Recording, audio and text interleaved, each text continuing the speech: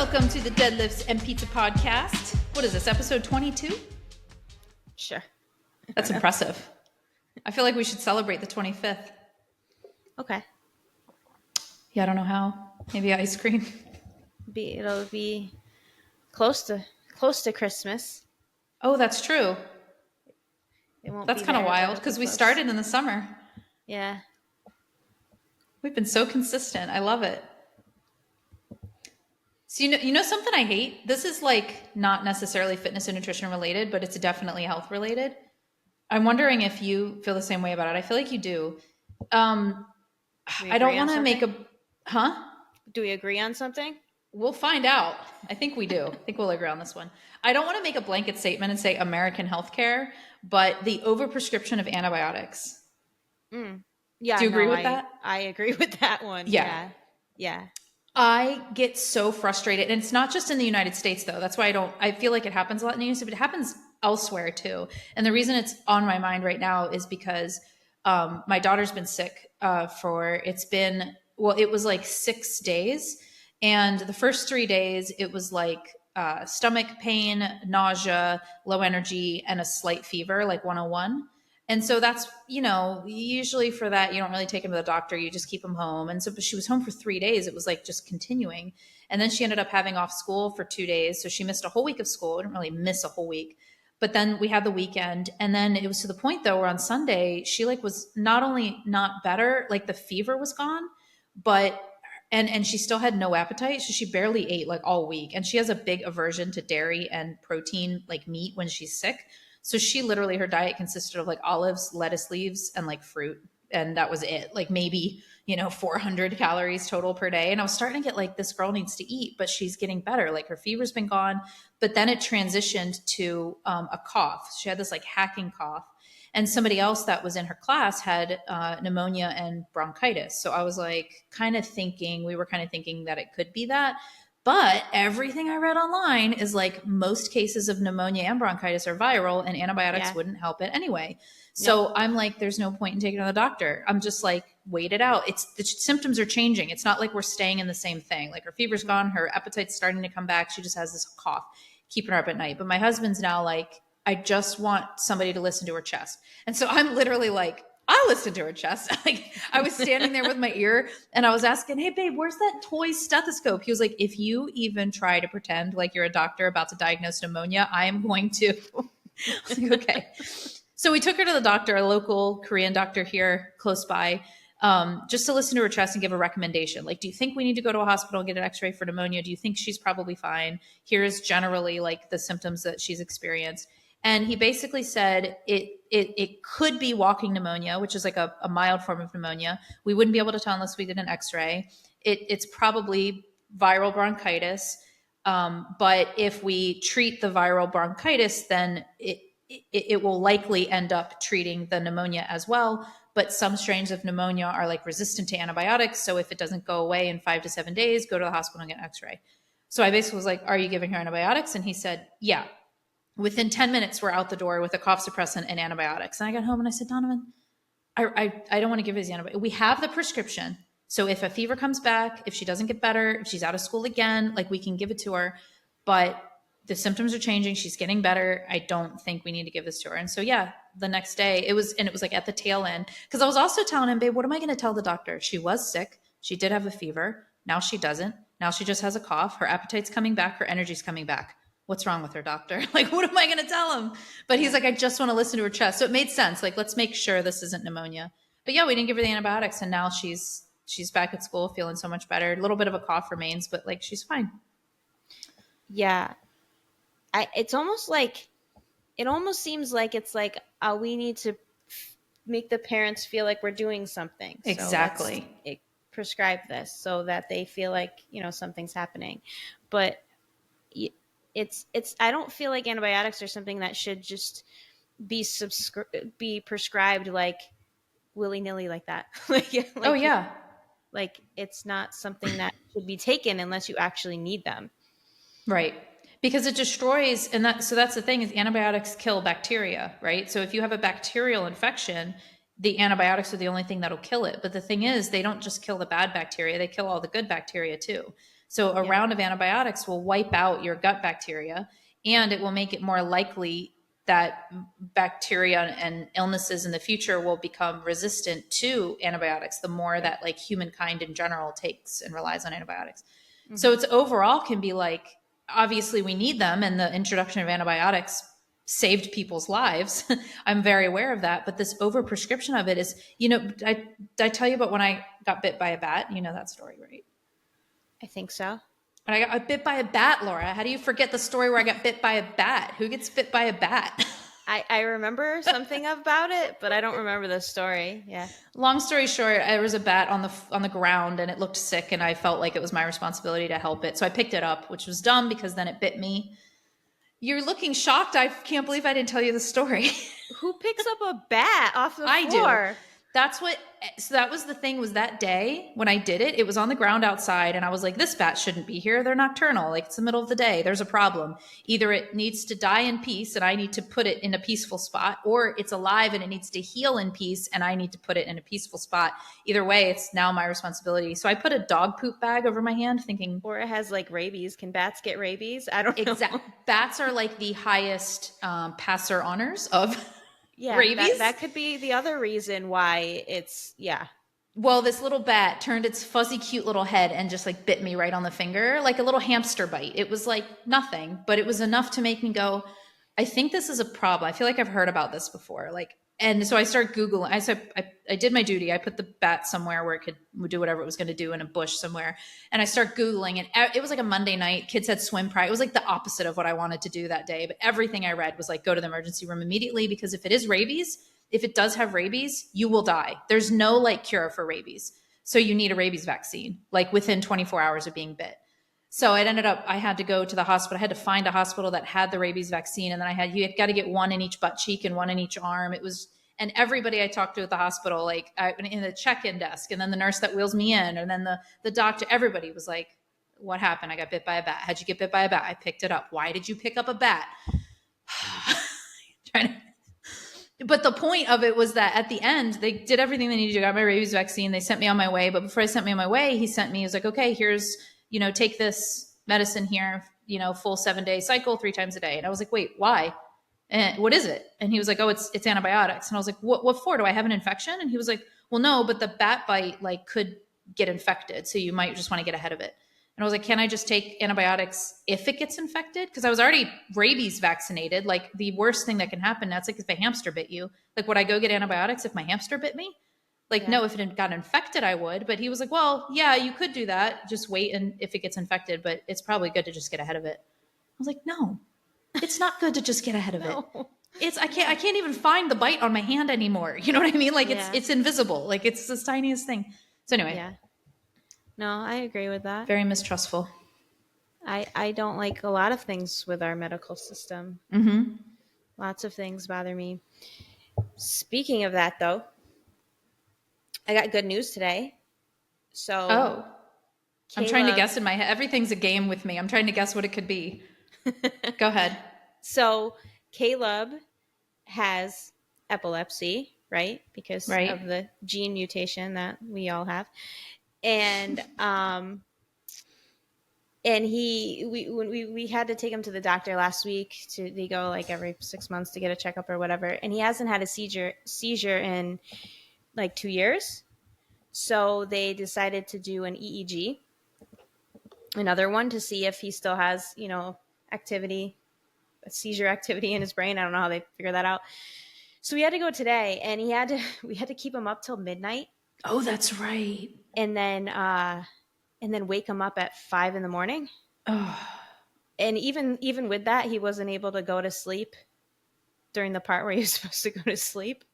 But anyway, they did. So they want you to sleep deprive him and then wake him up and then bring him to a facility and then somehow fall back asleep. Yeah. That's crazy. Yeah. Anyway, they didn't find any like activity in it, so we're going to try to wean him off the medicine, and hopefully he's good.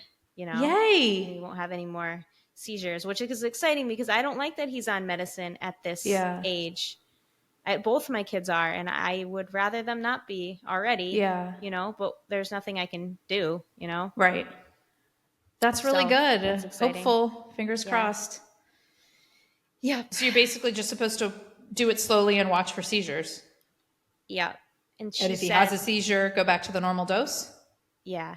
And she said Got it. that if he doesn't get one within 6 months of getting off the medicine, then he's less likely to get one. Like if he's going to get one, it's going to be within 6 months of. And then the further away we get from him not having one, the more likely he won't. That's awesome. Mm-hmm. All So we right. have So to the next wean it 6 months off will be for very like telling. Yep. 6 weeks. Yeah. Wean him off Congrats. slowly, but yeah. And with this medicine, he had to get his blood, like test, like they had to, take blood every once in a while to check it to see if certain things. I don't know what they're checking for, but it can mess with different things. I don't know, so I just don't like him on medicine at 7. How'd you keep him up till midnight? Just let him watch TV and like be on Play video technology? games and stuff. Yeah. Yeah. Wayne stayed up with him. I was going to bed. Yeah. So, Awesome. yeah. All right. What you got for me? Let's see. Oh, I wanted to give a little recap because I want to do that every week just so I stay consistent with my stuff. If I don't have the accountability, then I probably won't. So You're welcome. Yes, thank you. I ate 1,900 calories on average last week. I didn't track every day, but it probably was around So this there. is background. This is whole foods. You're eating only whole foods. You're tracking, but you're not trying to stick to a number. You just want to see where you fall. Yeah. 135 grams of protein, 43 grams of fiber, and Dang. I'm still down half a pound, but that's probably going to go up this week. So these are averages, right? So when you say 135 grams of protein, that's an average over the week. Mm-hmm. 42 grams of fiber? Yeah. That's incredibly impressive considering how hard it is for people to eat more fiber anyway.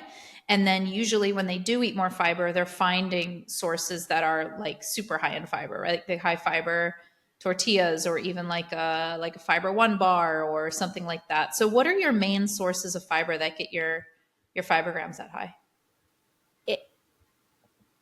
It's weird because it's not like one thing. It's not one thing. It's that like I did have raspberries one day, but for the most part, it's little bits. So it's like, what about beans and lentils? Are you eating a lot of those? No, like legumes. I did have some beans in my soup that I had, but so that probably had a lot.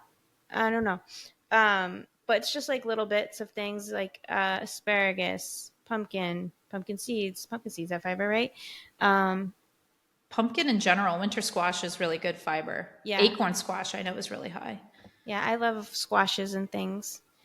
I do something weird with pumpkin. Like this is weird, and I will get jarred pumpkin and put like a little bit of protein powder in there, and then add cinnamon and like ginger. No, not ginger. Cloves. Add cinnamon and cloves, and then a little bit of maple syrup, and mix it all together.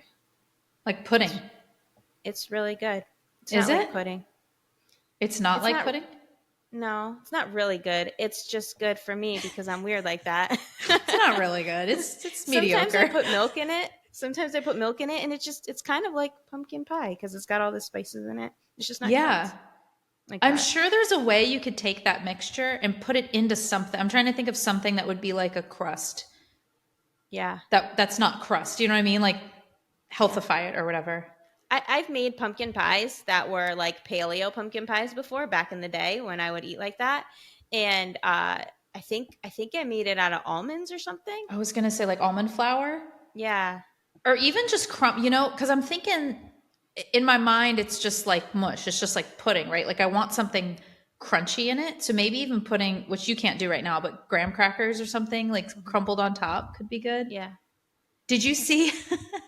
I saw, the plant slant Liam on Instagram. If you guys don't follow him, go check him out. But he'll people will tag him in recipes and then he'll try them and he'll give it a rating out of 10. And he does a lot of those, when you see things, you're like, I'm about to change your life with this cottage cheese recipe. And you always wonder, like, is it really good? Like Liam will tell you, he'll be like, this is the worst thing I've ever tasted. Or like, this is actually really good.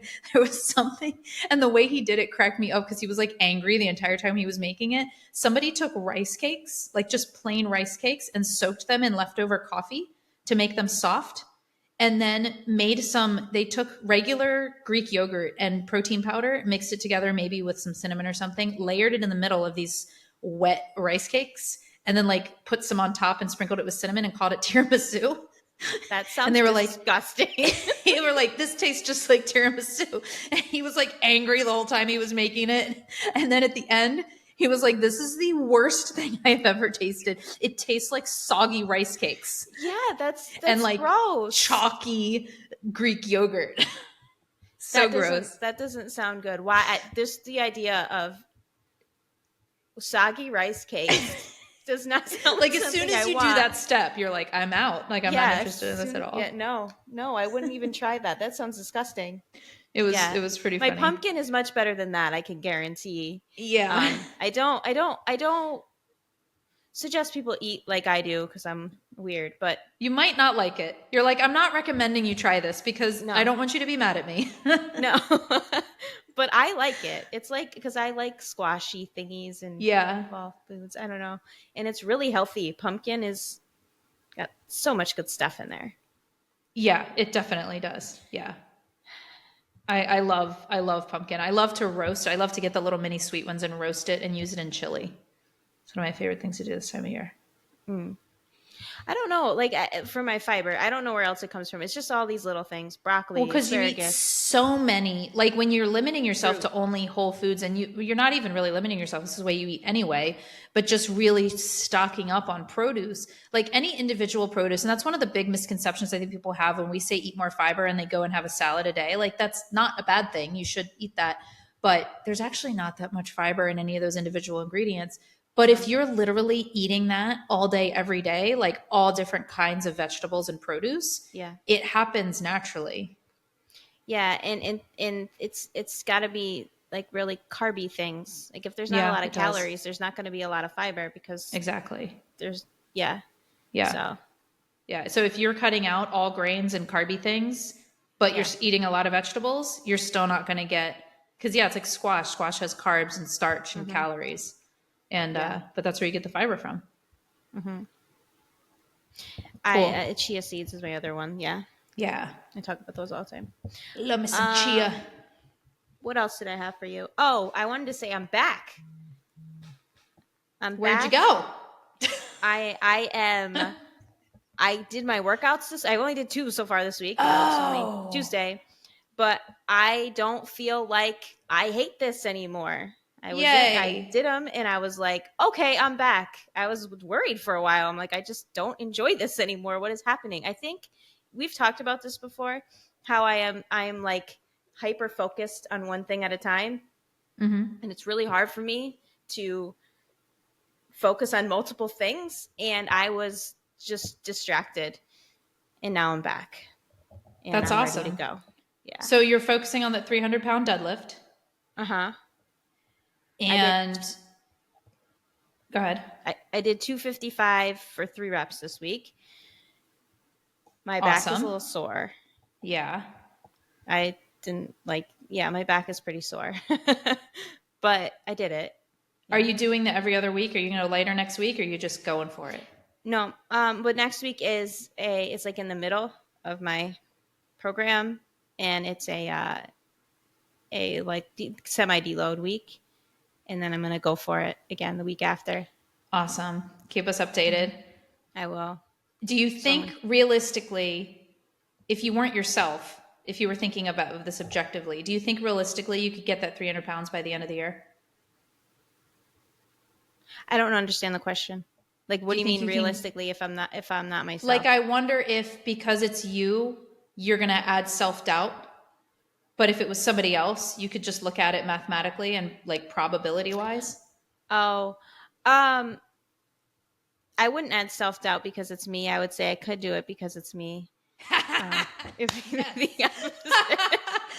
Actually, Jamie, you underestimate me. It's the opposite. If it was anybody else, I would say probably not.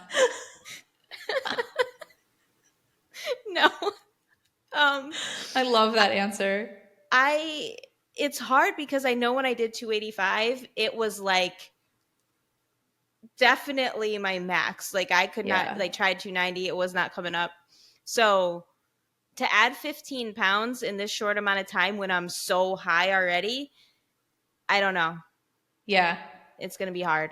Do you have a goal timeline, or are you just letting it happen when it happens? Just like I wanted to do it by the end of the year. The program I'm doing right now is only 8 weeks.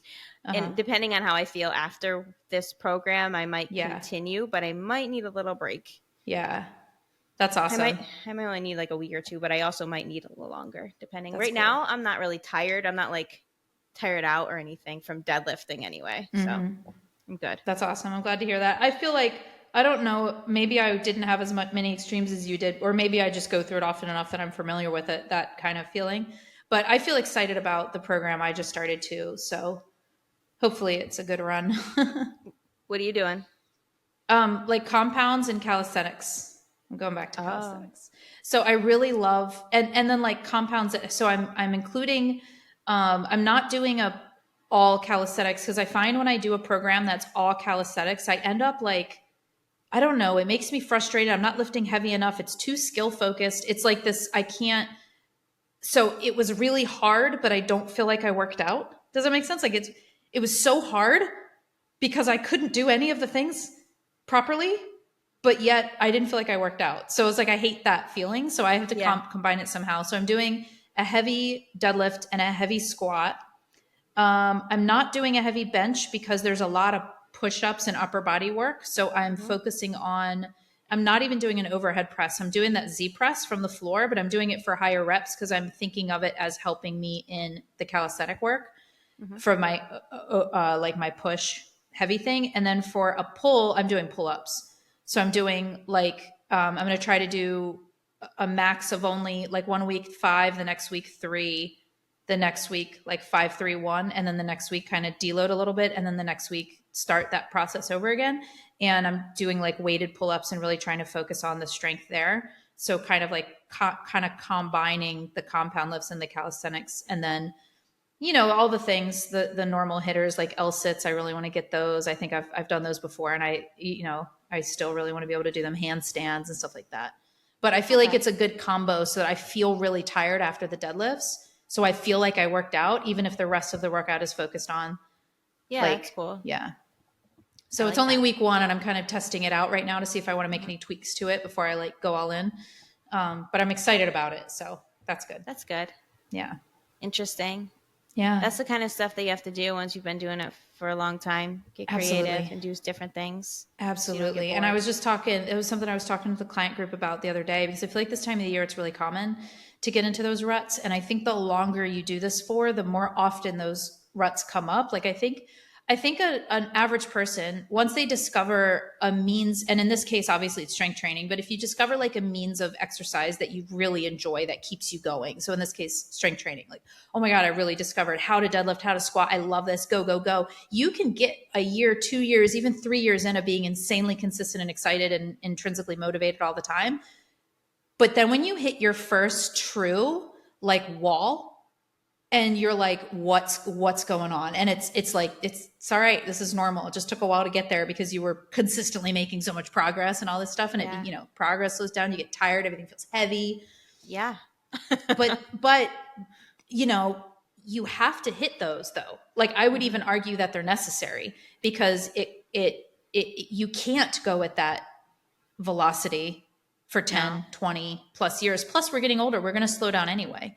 So you have to hit those in order to stop and like reevaluate, is it that I just need a block of, because seriously, you can have a whole block of training. I was telling them, I was like, because I always talk about picking a goal, like pick a goal. What do you want to be able to do? Is it a 300-pound deadlift? Is it because that is better than an aesthetic goal, right? But sometimes you need the permission to have the goal be, I just want to still be doing this in 8 weeks, 12 weeks, a year from now. I still want to be doing this. And sometimes what you need to do in order to have that goal be met is something that feels easy. Maybe the weight isn't so heavy. Maybe it's not going to build massive amounts of muscle or strength, but it gets Yeah. you in there.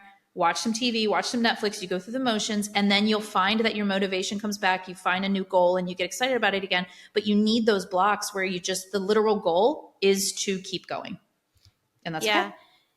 And I think in the beginning too, especially if you're newer, you don't need to get as close to failure. You don't need to lift as heavy to make progress anyway. And you continue to get stronger and stronger and add weight. As long as you're progressively overloading and doing a little bit more every week, you can start out, and it's fun because you can do more every Right. week and keep adding weight and see what you can do. And that was always fun in the beginning. Yeah. It took me a while before I hit walls. Yeah. Yeah. Yeah, because it's invigorating, always seeing all the new things that you can do. Yeah. And I am Yeah, and then you get to a addicted to spot where you're just like, progress. oh, Yeah. this is And then you try to hard. lift 290 pounds and it doesn't move. Right. Yeah, no, I do that all the time. Yeah. So next week next week's a jig load. The week after that, I'm going to try maybe 260 for three reps. That's heavy.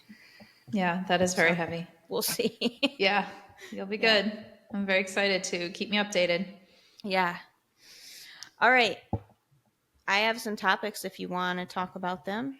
Let's go. Well, I actually only have one topic, but it's two questions in one. Okay, cool. Hit So, me. what are some things, we're going to do this with nutrition and training. What are some things you wish you knew sooner about nutrition? Who, do you have an answer?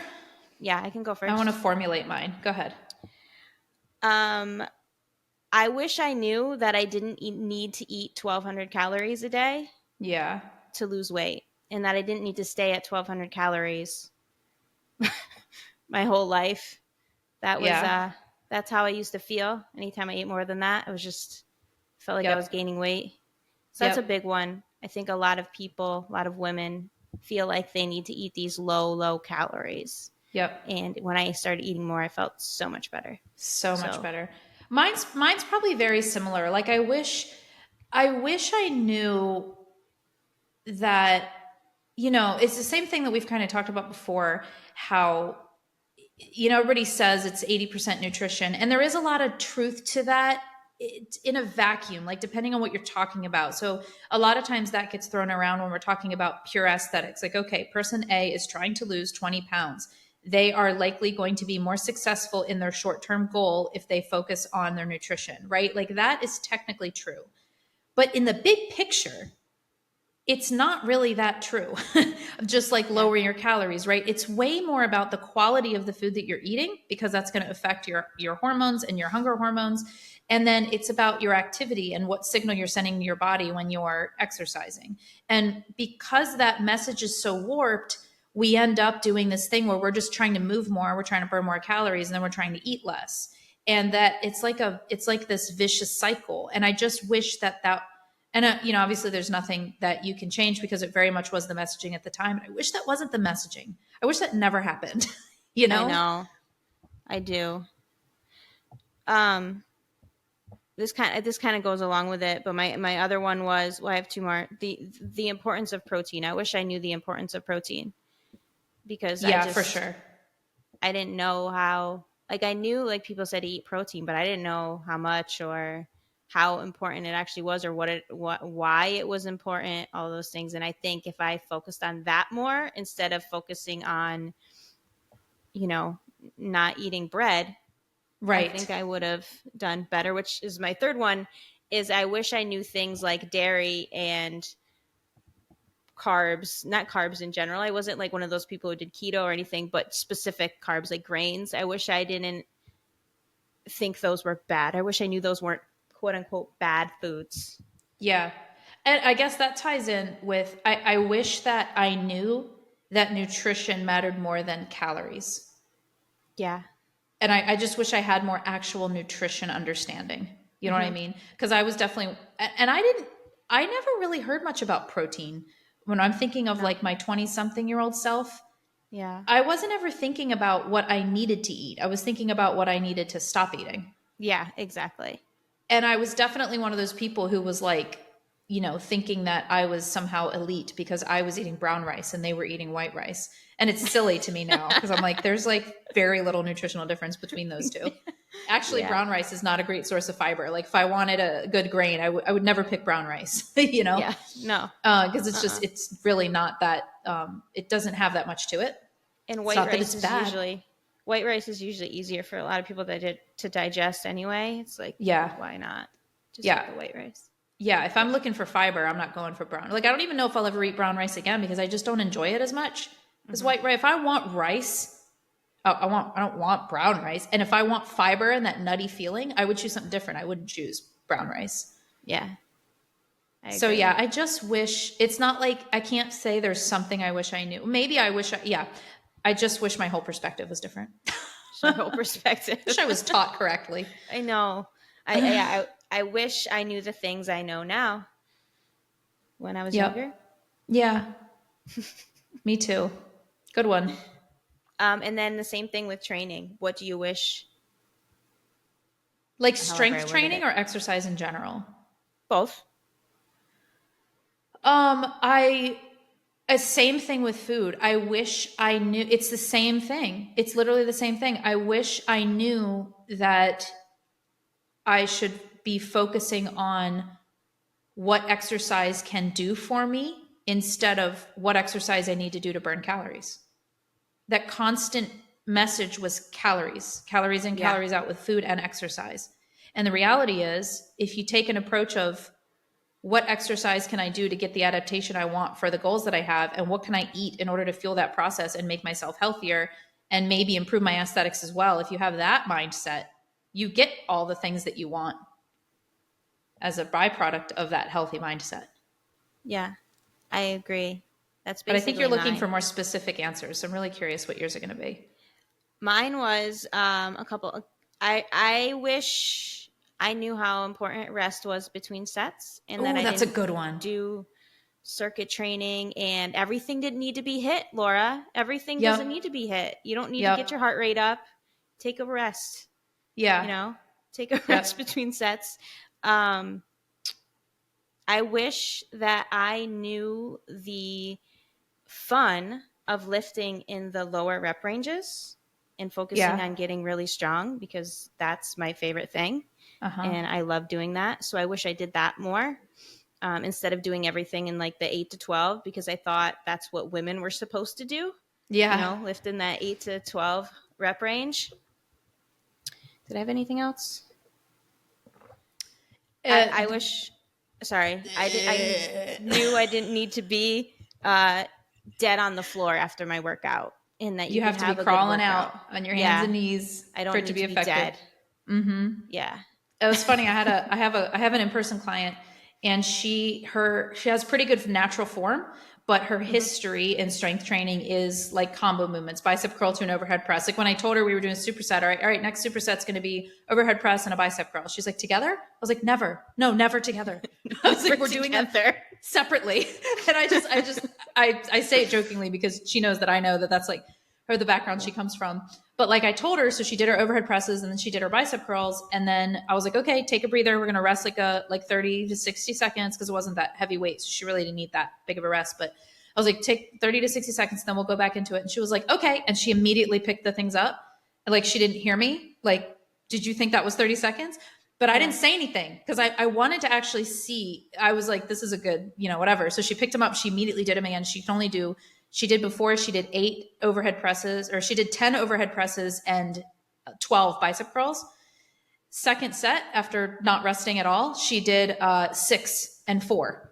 And I was like, okay, and she was like, I was like, oh my God, I'm tapping out. I was like, yep, no worries, put them down. I said, this time I'm timing you. And I put a timer for 1 minute, 30 seconds, and we got chatting. I tried to distract her because I knew that she was like, she's used to that. Like, this is what we do. And then the timer went off and I even ignored it, kept chatting her about it or something. She went back at it, probably 1 minute, 45 second break. and she achieved the same reps she did last time. And I was like, see? I was like, see what the difference of that. I was like, you were able to perform more, and that difference of 3 or 4 more reps each time is going to be the difference in you actually making progress and your body actually adapting and adding muscle or adding strength. Yeah. And she was like, yeah, I'm just so not used to that. Everything I've ever done with weights has been timed. I was like, exactly. We don't want to time you.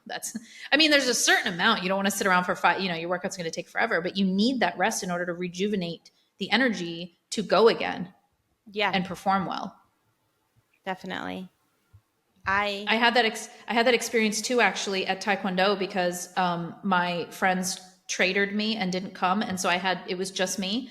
And whenever it's just one person, he goes hard and fast in 30 minutes and gets you out early, which part of it's good. It's like, all right, it's just you, let's go, but it is nonstop. And so I didn't have any rest in between rounds. So the first round, of kicking and stuff with him, and he's, it's almost like kickboxing. It's like sparring almost with him. And you go a round of like a full minute. And then usually I get that rest while the other people go. I get it like a full minute before it's my turn again. And I still feel good. Like I can pull it back and I can perform. But with he gave me like 20 seconds to go get a sip of water and go back. And I was like tapped out. Like the other ones I couldn't. And I was kind of frustrated because I was like, no, I need to bring my heart rate down. And I didn't want to sound like a wimp because I was like, I can do it. It's not going to be optimal for the adaptations that I want to make. Yeah, it's funny. I did supersets in my workout this morning to make it go a little faster, but I actually doesn't make it go that much faster because the way I do supersets is I will still rest in between each one. So I was doing, I don't even remember. I was doing incline bench with a dumbbell bench press with those Bayesian cable curls. I don't know how to say it. Okay. And the ones where your arms way back here. Yeah. And so I superset those, and I still rested like at least a minute in between each exercise. So I'm still like going from one to the other, but yeah, I still need that rest because even though it's different muscles, I still get my body's tired. Right. I'm pooped. Yep. So I have to take that rest anyway. I didn't used to have to do that. It's just now. I think it depends on the exercises. I think it depends on, it's easier or something. I can go right from one to the other. It's a little easier to superset like biceps and triceps, or, even if you're tired from really heavy bicep curls, it's not the same as being tired from even like you said, a dumbbell bench or something like that. Yeah. Yeah. Lateral raises might be one that I can go from that to something else. Yeah. But I can feel my whole body just get tired after I'm done. Yeah, definitely. But yeah, absolutely. I was gonna say something in the realm of that. You were talking about. Oh, you know what? And this isn't exactly to your question, but it made me think of it, and I wanted to come back to it. Is something else that I wish, and this has been something that I've been thinking about a lot over, I want to say like the past year, is that I was leaner before. Like when I did Insanity 5-6 days a week, and I was not really doing any weights, and I was eating brown rice thinking it was holier than thou, and all the stuff we just talked about, like that I wish I knew those things, but I was leaner then. So sometimes I get stuck in that thought because I'll see a picture and I look good now too. So like I'm aware that leaner, I'm consciously aware that leaner doesn't necessarily mean like better, but I think it's just ingrained habit that when we look at photos of ourselves and we were smaller, we instantly are like, I wish I could be that again. But what I'm failing to, and even after, I would say there's this mid zone where I started to shift my perspective, but it was very easy for me to fall back into old habits. So even when I was lifting heavy and I knew all of these things consciously, when I went into like a calorie cut or deficit, I would go right back into all of these things where I'm like restricting myself and trying to keep my heart rate up and doing more cardio. And my mindset would instantly go back into this really negative place. So I wish that I could really, truly understand, and it's still something that's hard for me to wrap my mind around, that leaner and thinner like doesn't mean better. Like if I posted a before and after photo of myself right now and flipped them around, people would compliment me, be like, oh, you look great. It's like, no, actually that's from like 15 years ago. Like this one's my now, but I'm healthier now, guaranteed. mindset, body, I'm stronger, I'm happier, I'm more balanced, and I'm still in a healthy body weight. So like leaner doesn't mean better. Like I wish I had that, because I feel like that formulated a lot of still like these old thought patterns that I have that I slip back to. People are so, I don't know, vain is the right word. Like we care too much about what we look Mm-hmm. like instead Mm-hmm. of like, oh, look how much stronger I am. Look how much healthier I am. All these things. But it's like, yeah, but I don't look the same anymore. Yeah. And why But does it's that also matter? it's also dependent on like societal messages, and I feel like we're shifting. So I'm really curious how kids that are growing up now are going to like what baggage. There's always going to be some kind of baggage, right? But what baggage they're going to have, because there's certain societies or cultures where being heavier is actually more, because it's associated with having more food and more wealth. So when Yeah, I don't think somebody's that too will happen here. skinny, I don't see us going in necessarily that direction. But it is interesting how much it is on, and it's easier to be a little bigger, right? It doesn't Mm-hmm. take as much effort. It takes a lot of effort to be super, super lean. So if that's the Yeah. message, then people are killing themselves trying to become that, you know? Yeah.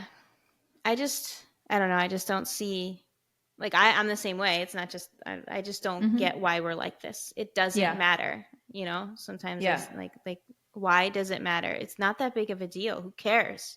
Like, It's what's the not. reason? Yeah. Why do we care? I don't know, but we do. Yep. It's We do. stupid. And it matters within a range, right? Like we Yeah. don't want to be too underweight Oh, or too overweight. yeah. But it's kind of like health though, not Yeah, just exactly. But what we you look confuse like. them. So we tend to think, so somebody that has extra fat on their belly is like, oh, I need to lose this fat. Why? You keep asking why, and they'll reference like, oh, I just feel like I look better. Okay, let's get beyond that. Why else? Oh, it's healthier. Like they instantly thinking that it's tied. And it's like, Yeah. that's not necessarily true, actually. Like if you do whatever you have to do to lose that around your waist and look in the mirror and think that that's what you need to be, you could actually end up being less healthy, but you don't necessarily know it because your mindset thinks automatically that less fat on your body is associated with better health, and that's not necessarily true. Yeah. For me, it's not that. Like, I know I'm healthy. It's just, I don't want Yeah. the fat there. Yeah. No, I mean, I get that. But again, I think you have that because you know that logically. But a lot of people don't necessarily know that. It's like a subconscious connection. It's vanity and aesthetics, but they also think that probably should do it because it's also going to be healthier You because think they view so? these other people as healthier. Maybe some people. I think it's more, I want to look better. Yeah, that definitely guides a lot of it. I want to go to the pool party and to look fabulous and everyone to admire me is what people But are one of thinking. these underlying, so that's what I'm saying, one of the underlying things that we don't necessarily talk about is that's associated with better health also. I think it's more of like a I never really mind. think I really think it's I hear what you're saying, but I think there's this underlying thing because I remember one of, and she'll know, she's gonna listen to this, she'll know I'm talking about her. But when she joined and I was doing all this why, and she was like, I want to be stronger. Okay, what are you currently doing? I'm going to a boot camp class 5 days a week where we're lifting weights, but I want to learn to lift weights slowly. Like I want to make sure my form is right. So that's why I want to, have you as my trainer. Okay, what are you doing with nutrition? I'm eating 1,200 calories. Why? Because 1,200 calories is because that's what I want to do. Why? Because you're trying to lose weight. Well, yeah. Why are you trying to lose weight? Well, I want to look better, but it's healthier. Like she was literally like, it's healthier to eat 1,200 calories and be smaller. Like that, she was saying, she was literally verbalizing, yeah, I do want to look better, but it's also healthier if I look better. Like it's overall. Yeah, So I don't know. I think there's this underlying assumption sure. that leaner means healthier. And so it makes it okay to strive for that as well. Sure. Sure. Whatever you say. If you say so. Awesome. Do you have another one? I was going to ask you a completely random question. No, you can ask me a random question. Do you think the Stairmaster is overrated or underrated? I don't know how it's rated, but most likely it's overrated. Mm-hmm. Yeah, I it depends too, because it depends on what you're using it for. Yeah, what is the person using the Stairmaster for? A lot of times Because it's glutes. yeah, people think it's going to build their glutes, and it's not really going to do that because it's, you know, you're how many steps are you going to be taking? You know, Yeah. it's not enough resistance for that. Yeah. Yeah, I Um, think it's definitely overrated for any muscle building at all, yeah, glutes or otherwise. But I actually think it could be underrated as a cardiovascular, think as a so. mode of cardio. Just because, I just because I think so many people use it with this idea of like Hmm. helping their glutes. Yeah. And I think that it can be just that whenever I get on a Stairmaster, I get out of breath like pretty quickly. Like I Yeah. think you could use that pretty well for, especially one of those ones that, and I don't know if they're all like this or not. I have limited experience with Stairmasters, but the Yeah. ones that just rely on your gravity or how hard you're pushing, so they'll go Hmm. faster if you're stepping faster versus setting it to a speed. Yeah. I think they're like, I don't know, the one I've used them before, and that's what it was like. Yeah. So like if you could probably get a pretty good hit session in that way. Yeah. Yeah, and they could. I think it's probably underrated for that use. I think they're very challenging, but I think overrated in terms of any kind of glute or muscle development for sure. 'Cause it's not going to Yeah. do that. Yeah. I agree. And I think that's why I was like thinking overrated because that's, I think, what Mm-hmm. most people think that it's good for. Mm-hmm. Definitely. I saw somebody ask that in a group, and I was like, "That's a good question." All right, you got anything else? I have some questions I could go through. Nope, I don't have anything. Cool. This is a good one, and I feel like we talk about this a lot, but I think it's a good one to continue coming back to. This person said, "I'm loving intermittent fasting so far." So this is a woman. "I'm loving intermittent fasting so far, but unsure when I need to eat my protein after working out. I was told previously I should take in a healthy amount of protein within 30 minutes of a workout for the best results. Is that necessary, or can I make sure I'm just getting enough protein during my eating window?" Which likely it sounds like she works out, trains in the morning, and doesn't eat until 12 or 1, and is wondering, does she have to pound protein after her workout, or can she just wait until she normally eats? So there's a lot of different factors here. In the hierarchy of importance, what's going to matter most is getting enough protein, not Mm-hmm. when you're getting that protein. So if intermittent fasting works for this person and they enjoy it and it helps them stay within their calories or whatever, then I don't think it's a big deal to not eat the protein around their workout. Generally speaking, it is better to have protein around your workout, but in the grand scheme of things, I think being consistent with your nutrition overall is going to be more important than the timing of the protein. Yeah. So, like, example, if she's doing intermittent fasting and eats between 12 and 8 p.m. and is able to get 120 grams of protein, but let's say an opposite scenario is somebody else makes sure to get a protein shake after their workout, and then they save all of the other calories from 12 to 8, but their total protein ends up being 80 grams, Yeah. even though they had some of it right after their workout. It's probably going to be better in those two scenarios. Hmm. Total protein is going to matter the most. Yes.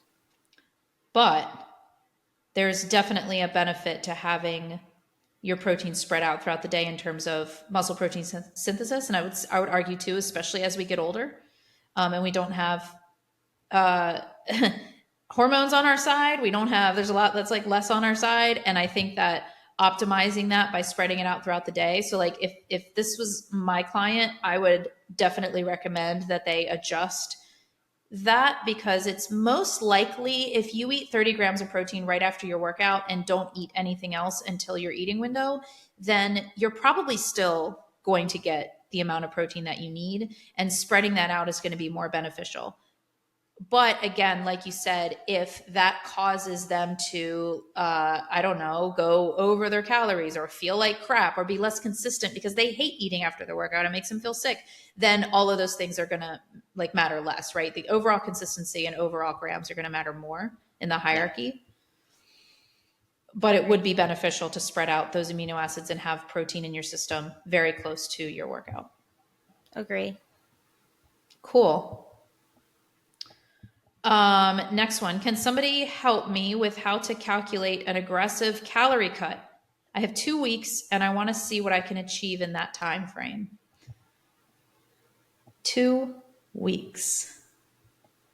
She, what? Where's she going? Who knows? But they've waited a really long time. And now she's panicking. My advice is don't even like. Just stop. I don't have any advice. Use that 2 weeks to plan out what you're going to do and how you're going to implement that plan so that you can be where you want to be this time next year. Yeah. That's what I would say. Yeah, you're not. 2 weeks is going to give you no. Scientifically speaking, if you dramatically cut your calories to somewhere in the nature, probably if you only have 2 weeks, you're trying to see what you can do. I would say you'd probably have to eat close to 800 calories and you could drop some pounds, right?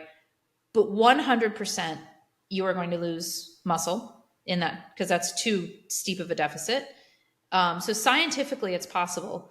It is very improbable because 2 weeks of those low calories are probably going to send you into binge fest. As soon as whatever this event is that you have to, as soon as it's done, you're going to pile that back on and then some.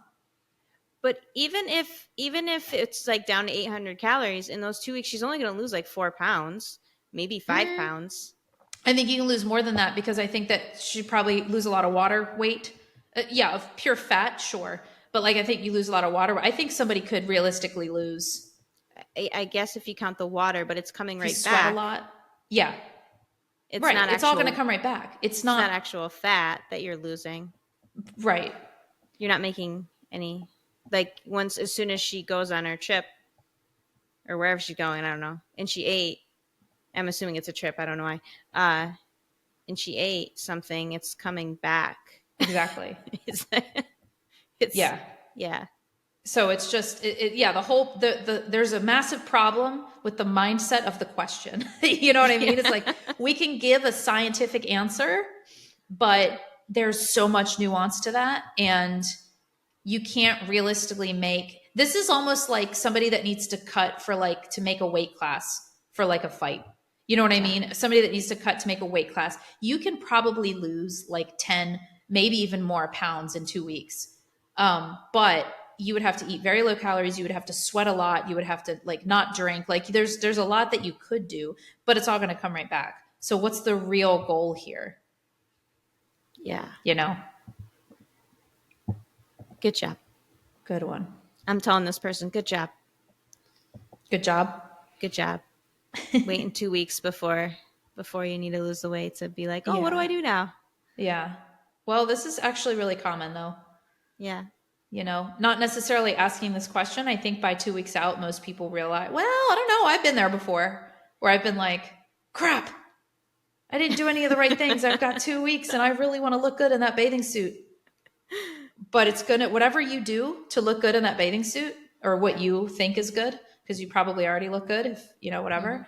Mm-hmm. Whatever you do to look good in that bathing suit in 2 weeks is going to do more harm than good in the overall goals of what you have. Guaranteed. Since I don't know this person, I can say things like that. If they were here to me, I'd be like, you know what I mean? It's not a real, it's like they're fake. They're not a real person. So you can be real? Yeah. Don't do anything. It's similar to what I had a client recently who had like extra time in her week. And she was like, oh, you know, I have programmed like 3 days a week because she's very, very busy. 3 days a week, minimal amount. This is what you got to get done. And she was like, I have some extra time this week. I have a whole extra hour. I can go to the gym. Can you put a workout in there? What can I do? Meanwhile, this is somebody who, as many times as we have gone over nutrition and have tried different strategies, not a whole lot is changing in nutrition. So literally what I told her is that I was like, I want you to use that hour to sit down and plan out and prep for what your nutrition is going to look like all of next week. And she's like, oh, that's a good idea. I was like, yeah, it's the best idea. Actually, you should maybe skip one of your workouts When you can only do the 3, skip one and use that time to plan for nutrition. Yeah. Because you're going to get more bang for your buck if you just stop and like plan out your nutrition. That's good advice. Yeah. You're a good coach, Jaime. I am. Just kidding. I mean, you know what I mean. My cockiness is a joke. All right. Good pod. Uh-huh. Thanks for listening. Like, follow, subscribe, share, all the great stuff. And we will see you next week.